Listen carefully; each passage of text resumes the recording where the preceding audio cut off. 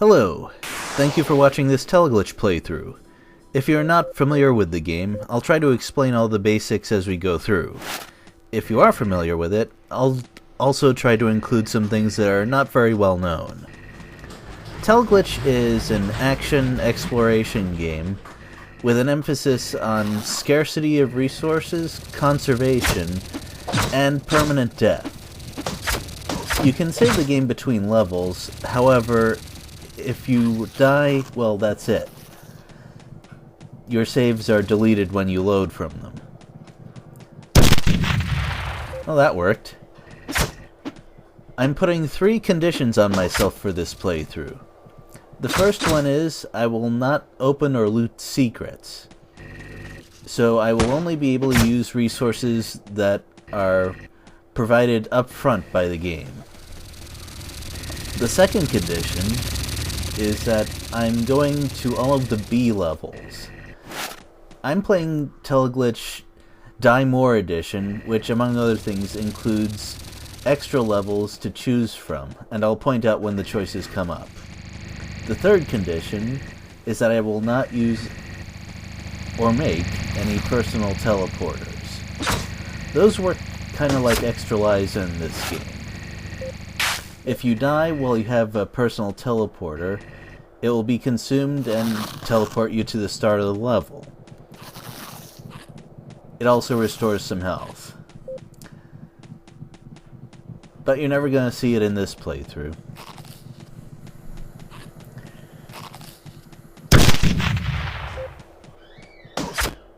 I don't plan to use pistol ammo very much in this or really the next level. This is because of one of the changes from the original edition to this one. It used to be that most of those small mutants that I've been dealing with would take 1 bullet to kill. There were also more clips of pistol ammo in the early levels, so you could really just shoot everything and you'd be fine. Now it's bombs and some knife work here.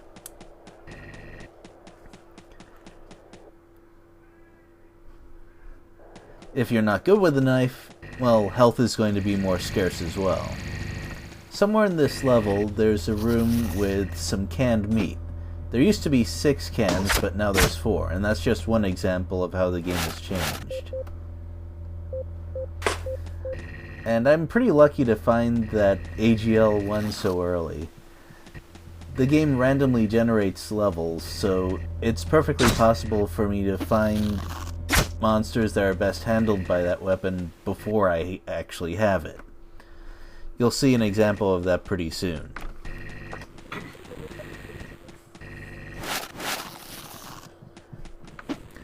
There are some things to be careful about when using the knife. Even these small mutants here will sometimes not flinch when you stab them, so if you're right in front of them, you're likely to trade hits. That is a zombie. I tend to make an exception to my no pistol rule for those. I find that the safest way to deal with them while conserving ammo is to shoot them once and then stab them as they try to run in. I have never seen one of them flinch from a knife hit, and they will sometimes run around you while they try to hit you, and they move pretty erratically.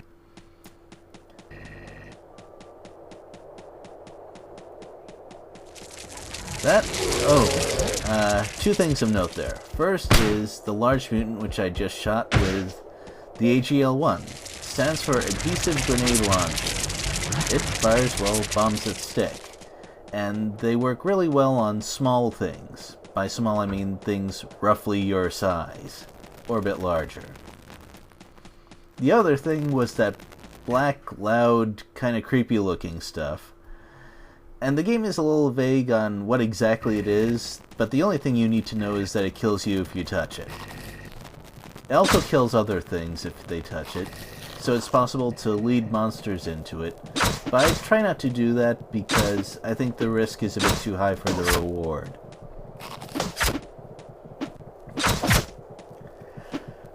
The knife, although I have to use it more in this version, is less powerful than it used to be in the original. In the original, it was possible to hit things multiple times with one stab if you were positioned right. You would stab and blood would fly everywhere, and whatever you were stabbing would take a lot of damage, usually killing him outright.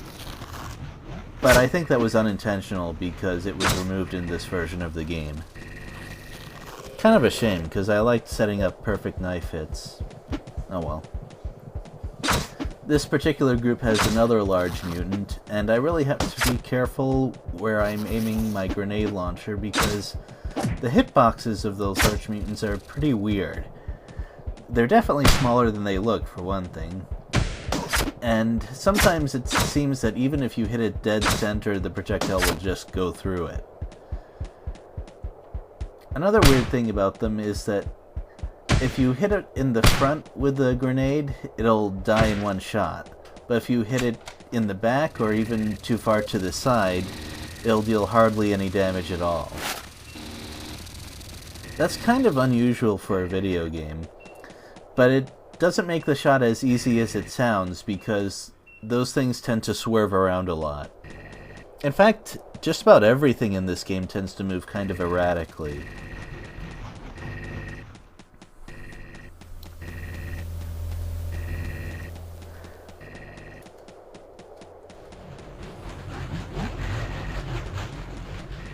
I tend to do a lot of backtracking in this game, which is pretty much an inevitable result of randomly generated levels.